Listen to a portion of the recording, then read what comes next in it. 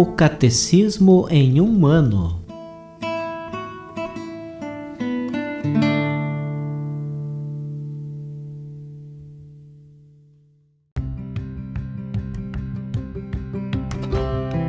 Olá, eu sou o Alesiandro, seminarista da Diocese de Ponta Grossa, Paraná. Você está ouvindo o podcast O Catecismo em um ano. Vamos ler todo o Catecismo da Igreja Católica ao longo de 365 episódios. Estamos utilizando a tradução em português apresentada pela CNBB em 2013, baseada na edição típica em latim.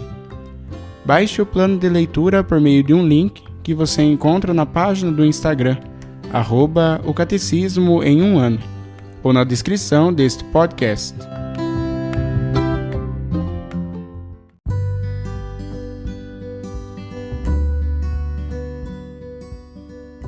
Chegamos ao dia 250 do podcast O Catecismo em um ano.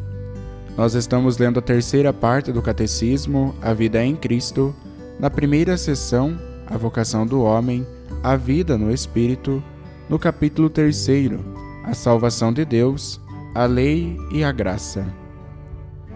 E hoje nós leremos os números de 1965 a 1974.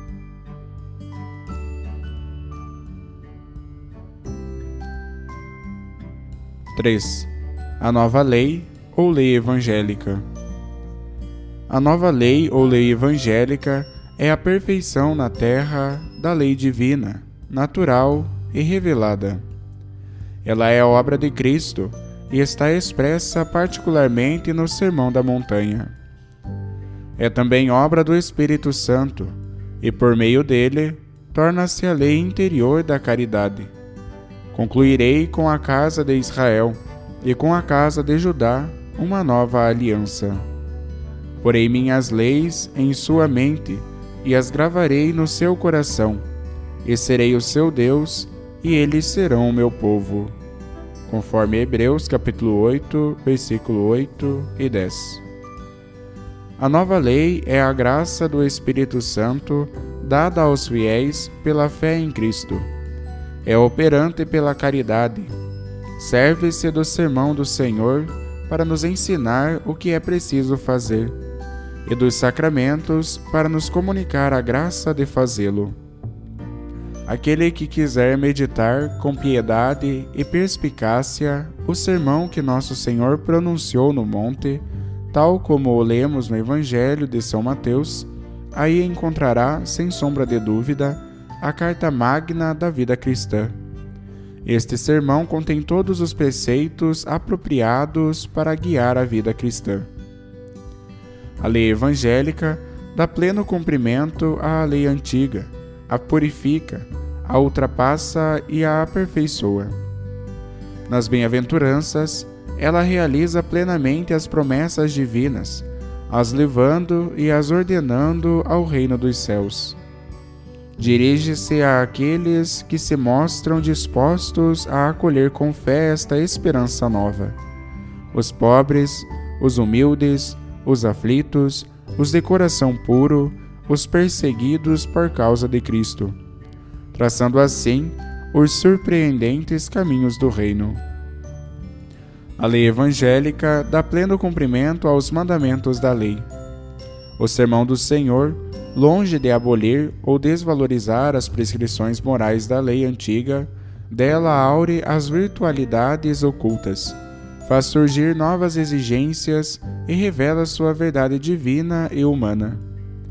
Não lhe acrescenta novos preceitos exteriores, mas vai até o ponto de reformar a raiz dos atos, o coração, no qual o homem faz a opção entre o puro e o impuro, no qual se formam a fé, a esperança e a caridade, e com elas as outras virtudes. O Evangelho, deste modo, leva a lei à plenitude, imitando a perfeição do Pai Celeste. Pelo perdão dos inimigos e pela oração pelos perseguidores, seguindo o modelo da divina generosidade. A nova lei pratica os atos da religião, a esmola, a oração, o jejum, os ordenando ao Pai que vê no segredo, em contraste com o desejo de ser visto pelos homens. Sua oração é o Pai Nosso. A lei evangélica comporta a opção decisiva entre os dois caminhos e pôr em prática as palavras do Senhor. Essas se resumem na regra de ouro: tudo, portanto, quanto desejais que os outros vos façam, fazei-o vós também a eles. Isto é a lei e os profetas. Conforme Mateus capítulo 7, versículo 12. Toda a lei evangélica está contida no mandamento novo de Jesus, de nos amarmos uns aos outros como Ele nos amou.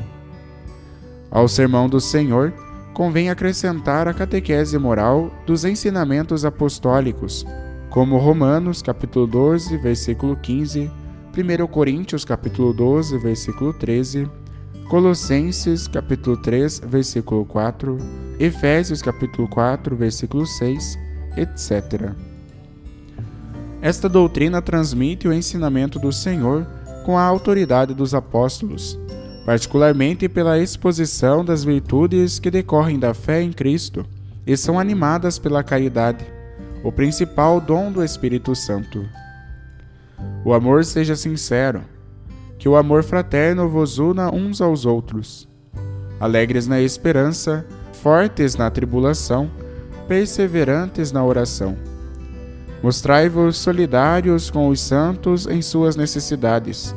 Prossegui firmes na prática da hospitalidade, conforme Romanos capítulo 12, versículos 9 a 13.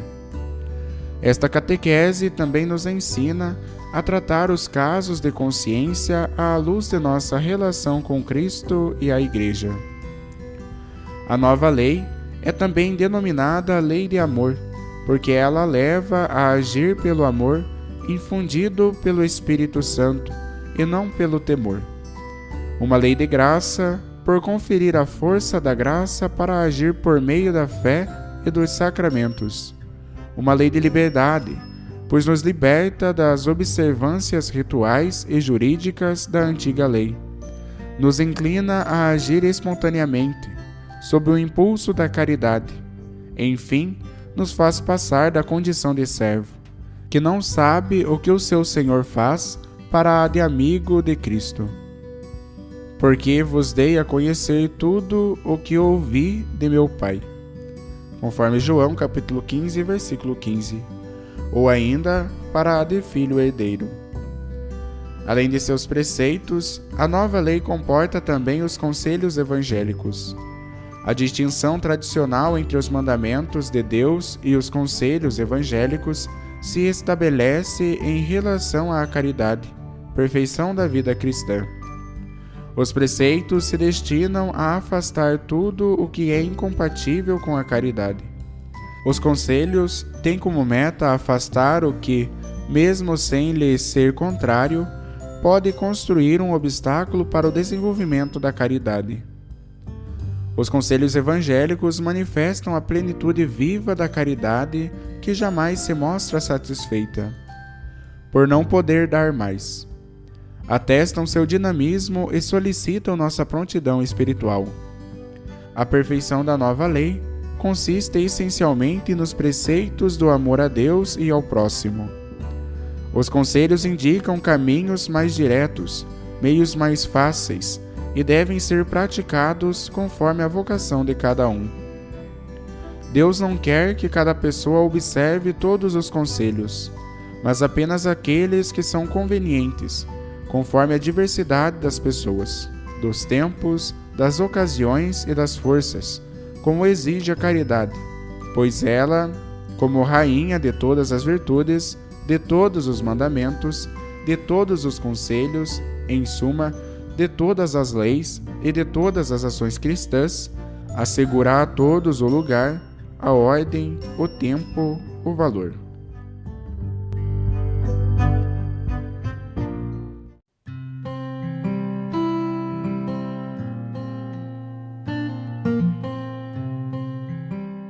Como comentário adicional para o episódio de hoje, nós iremos ouvir a catequese do Papa João Paulo II. Audiência geral, quarta-feira, 3 de agosto de 1983.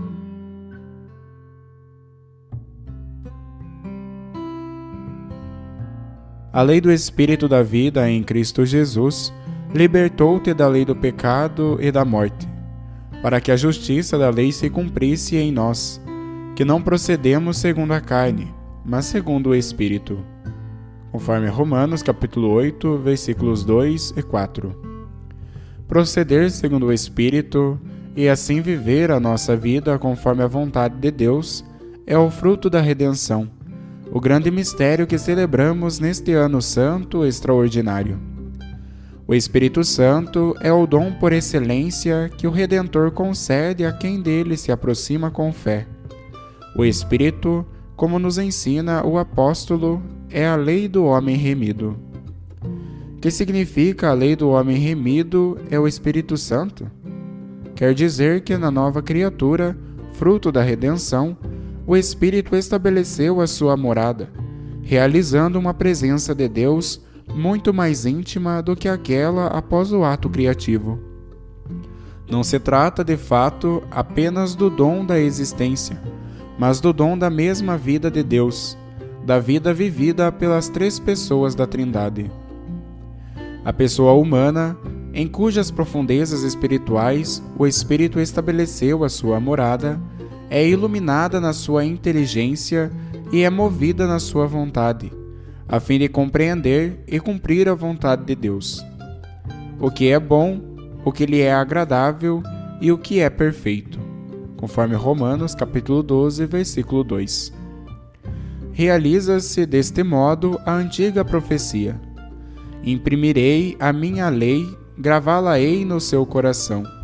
Serei o seu Deus e Israel será o meu povo. Conforme Jeremias capítulo 31, versículo 33. E ainda: dentro de vós porei o meu espírito, fazendo com que sigais as minhas leis e obedeçais e pratiqueis os meus preceitos. Conforme Ezequiel, capítulo 36, versículo 27. No ato mesmo com que Deus cria o homem, ele grava no coração dele a sua lei. O ser pessoal do homem é dotado de uma sua ordem própria, é destinado à comunhão com Deus e com as outras pessoas humanas. Numa palavra, é dotado de uma sua verdade, à qual a liberdade é subordinada. No estado de justiça original, esta subordinação era realizada plenamente. O homem gozava de uma perfeita liberdade, porque desejava o bem. Desejava-o não por uma imposição externa, mas por uma espécie de coincidência interior da sua vontade com a verdade do seu ser, criado por Deus.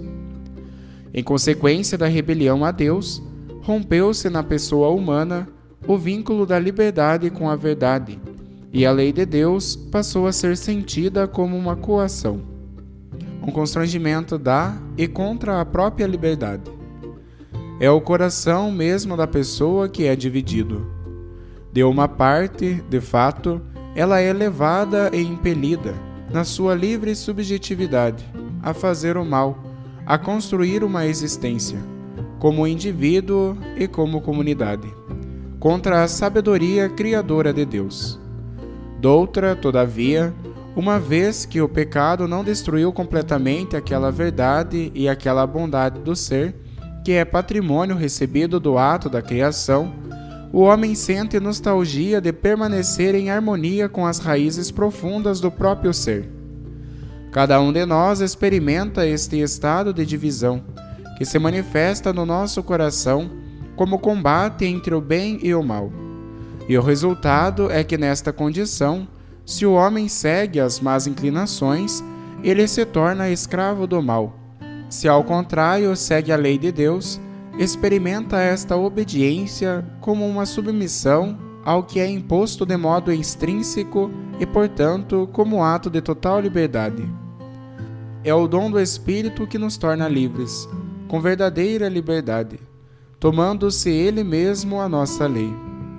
A pessoa humana age livremente quando as suas ações nascem de modo verdadeiro e total do seu eu. são ações da pessoa e não apenas realizadas na pessoa. O Espírito, que habita no coração do homem remido, transforma a subjetividade da pessoa, tornando-a interiormente consciente à lei de Deus e ao seu desígnio salvífico. A ação do Espírito, a saber, faz que a lei de Deus e as exigências imutáveis da verdade do nosso ser criado e salvo penetrem de maneira profunda na nossa subjetividade pessoal, de modo tal que esta, quando se exprime e se realiza no agir, não pode deixar de exprimir-se e realizar-se, senão na verdade. O Espírito é o Espírito de verdade. Ele nos introduz na verdade. Ou melhor, introduz cada vez mais intimamente a verdade no nosso ser. A verdade torna-se cada vez mais íntima da nossa pessoa, de modo que a nossa liberdade se subordina a ela, com alegria profunda, espontaneamente. Em última análise, que é que torna o homem, no qual habita o Espírito, tão intimamente vinculado ao bem e, portanto, tão profundamente livre? É o fato de que o Espírito difunde nos nossos corações a caridade. Note-se, porém, a caridade não é um amor qualquer. Ela atinge a Deus mesmo presente em nós como amigo, como o nosso eterno conviva. Nenhuma ação é mais livre do que aquela realizada por amor, e ao mesmo tempo, nada é mais contingente do que o amor. São Tomás escreve: é próprio da amizade contentar a pessoa amada no que ela quer. Portanto, dado que nos tornamos pelo Espírito amantes de Deus, pelo mesmo Espírito somos impelidos a cumprir os seus mandamentos. Summa Contra Gentes, 4ª, número 22. É esta a definição do ethos da redenção e da liberdade. É o ethos que tem a sua origem no dom do Espírito que habita em nós. É a liberdade de quem faz o que quer, fazendo o que deve.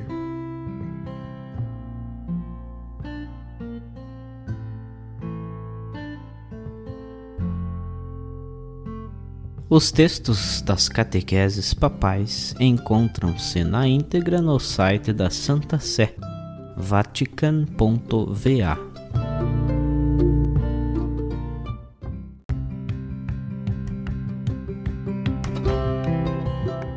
Você acaba de ouvir mais um episódio do podcast O Catecismo em um Ano.